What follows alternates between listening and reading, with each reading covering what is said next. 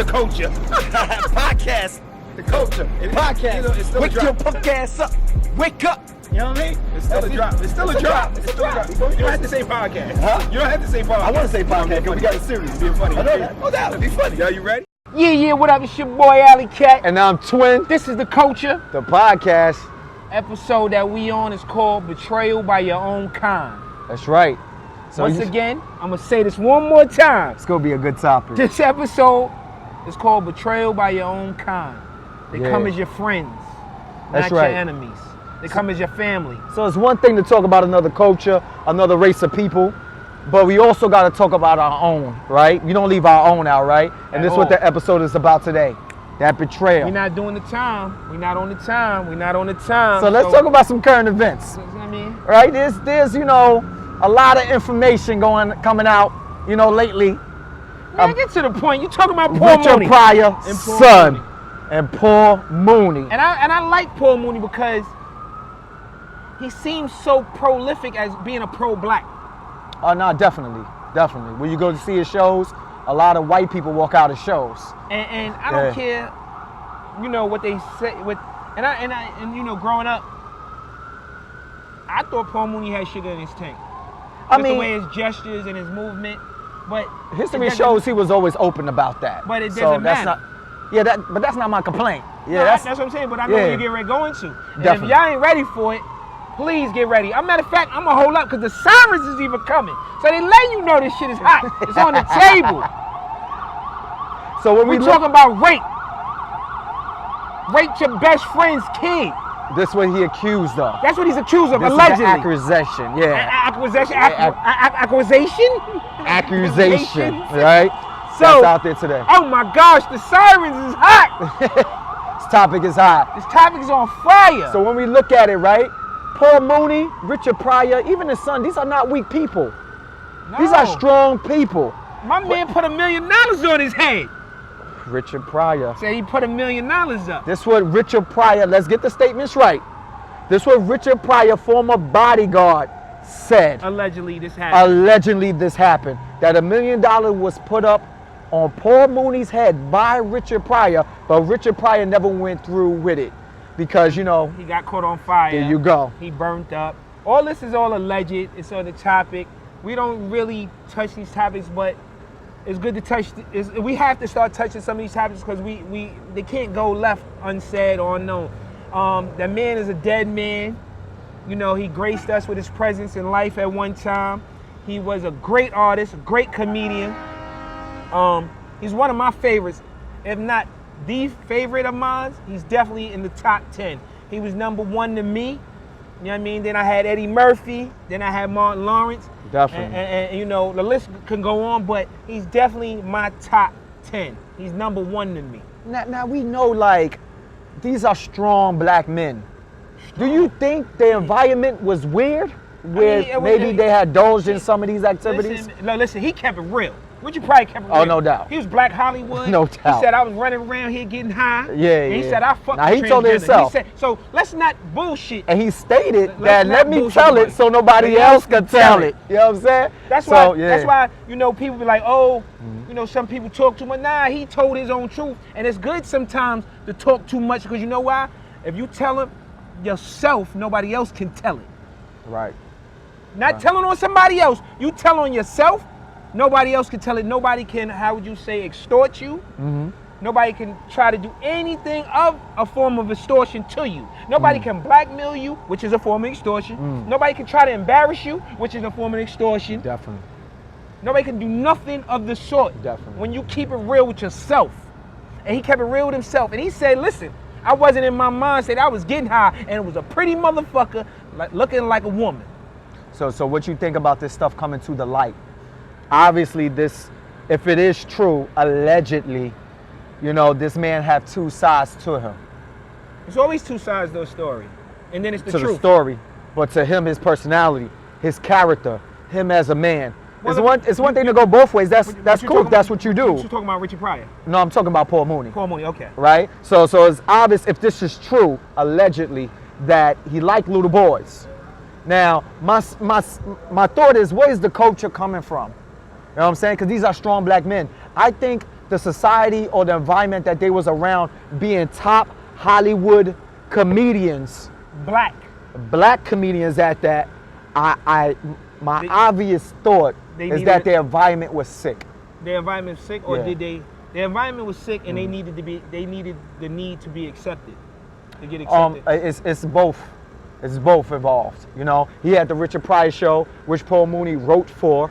You know what I'm saying? He's a brilliant writer. Don't get me wrong about that. He did his thing. Even there's a guy that was a comedian on Mad TV who talked about he wanted Paul Mooney, which is Ari Spears, who wanted Paul Mooney to write for Mad TV. And actually Paul Mooney was interviewed for this Mad TV interview, and he was like, listen, like Mad TV, they stole all my material. You made me laugh, you know? He's a comedian, Ari Spears. Yeah, and he was like, how he always thought that Paul Mooney had a little sugar in his tank. But I have no problem with that. If you want to be with somebody else growing, that's fine. Yeah. We are talking about specifically, we're talking about molestation or rape of a child. This is our issue. That is the big issue. Yes, and if something like that actually is done, which people do this in the world. Every day. You know what it is? Yeah. Molestation now, they only getting a slap on the wrist. I mean by the form of molestation, like you go to the courthouse, right? It's a lot of molestation going on. Oh, because they're trying to legalize it. Yeah, like there's an organization that's trying to legalize sleeping with kids. Because, and it goes back into color and race. I forgot the young white man's name. He raped like a little girl, 4 or 5. Okay. And he only got like probation or something. Because he said he was in college. Oh yeah. I mean, and I'll come back with the statistics and I'll show it to you if it need be. Yeah. I mean, America was born off of rape. At one point, it was legal to rape a black woman. It wasn't against the law. No, this is all rape. Yeah. Oh, gentrification is rape. Oh, no doubt. So, no doubt. So now back to the topic. So we talking about the corporate act, we talking about the physical act. The physical act of rape, black women used to get raped all the time, and it wasn't illegal when white men used to do it. So this is a part of their culture. This is a part of their society. So I'm like, these men is influenced by these societies. So they thinking it's not wrong. Because they was thinking for the dollar. Right. And the power of dollar is a strong motherfucker. Oh, it is. When I got my favorite comedian like Martin Lawrence running down a highway or a roadway with a gun in his hand talking about they're going to kill me. And they claiming he was high. I mean, you know. Well, he said he was high. Dave Chappelle said it the best. He said, you know, these are strong people. He said their environment is just a little sick. You know, we never known these people are doing this before they got into Hollywood. When they get popular or the stardom kicks in, you see the behavior starts to change. And this is our issue. And, you know, we're talking about our own people today, you know, not just to chastise them or not to go against them. We just trying to help correct it. This is all allegedly. But, you know, it's very disappointing to hear somebody of that strong will, somebody who's that pro-black, to act in such a way, you know, allegedly. Yeah. I love Paul Moon. I mean, because he speaks his mind. He's so transparent. Yes. If it is true, it saddens my heart and my soul. Paul Mooney knows the truth. Yes. Richard Pryor, son, knows the truth, and Richard Pryor, God bless his soul, knows the truth. Definitely. Richard Pryor's son is still alive. He's in that world, the LBGT community. And if he wants to speak his truth, he will. And if he doesn't, it's on him, you know. I hope he do. For psychological reasons, I hope he do. Well, you know. Because I'm sure he didn't want it to get it out, but now that it's out. But I'm tired of people bringing something out. If you didn't bring it out, then that means you live with it. No matter how you live with it, you live with it. Yeah. You condoned it. And what I mean by you condoned it, we can look at it and say it all this and that, but you found a way to live with it. Not saying it's right, and it might have fucked up your whole life. Right. Because I've dated women that was molested, and I seen how their life, or you do a certain thing and how their reactions was just different. Yes. It fucks up with their psychological. I definitely do. And then you say, oh well, you got to be accountable for your actions. You got to be. Motherfucker, this nigga molested me and raped me, or however you want to look at it. How am I be accountable for my actions when my mind ain't right? But I found a way to live with it. Yeah. So that's a big ordeal. No, it's a huge ordeal. You know what I mean? When I look at it, because I always say for a rapist, you know, they could change the act, but they can never change the thought. So a rapist could stop raping, but doesn't mean he don't think about it. Doesn't mean he don't think about still doing it today. But what about the person that got raped? Their thought is they feel vulnerable. When they wash, they listen. And also hurt people hurt people. That is true. So sometimes the people who get raped wind up raping people themselves. Now I don't really like to judge those that may have been raped and that have been planted in their mind and they think that way about other people, right? Because as a psychiatrist, you got to deal with the bottom line of the sickness. You got to deal with the beginning of the sickness. But you know, a psychiatrist, what caused this? Yeah. You know, not to cut you off, a psychiatrist really just sits there and listens and just makes you pinpoint and see where you are. But they also deal with the root. Do you see? But they also deal with the root. They get to the root. That's the whole thing. But you really did it yourself. I mean, you're just telling your life story. You're telling your life story for a reason. How did you start it growing up?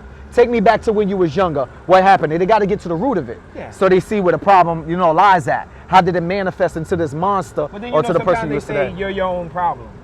Yeah, nah. And that's what we the cause and effect. It is cause and effect. And that's why we deal with all the time. Like, we deal with individualism. There's no such thing as being an individual. There's none. You're a part of a society. You're a part of a multifaceted society. All right? So individually, And it's no individuals in a society. No. Because they make more than one pair of sneakers. Yes. So that Pumas with the gray stripe, they made about 1,000 pair. That's right. So you're not an individual. Oh, because you rocked it different? They made that same outfit. There you go. That you're wearing. Probably printed up 5,000 units of it, of the shirt. Just to expand, because he's getting deep. He's getting deep with it. When you go clothing shopping, you're not looking through the window as an individual shopping for an individual. There's a team of people that makes up that color, that decide that color is going to come out today. But let's not, because we don't want. No, we're not getting off. We just giving them a concept. That concept is so deep. Yes, that's why a lot of corporate America don't do. A lot of fashion companies, fashion houses do not do boutique lines. They do what you call mid-tier lines. Mid-tier, bottom tier. I mean, keep the numbers. That's a whole nother conversation. But the raping is not an individual thing.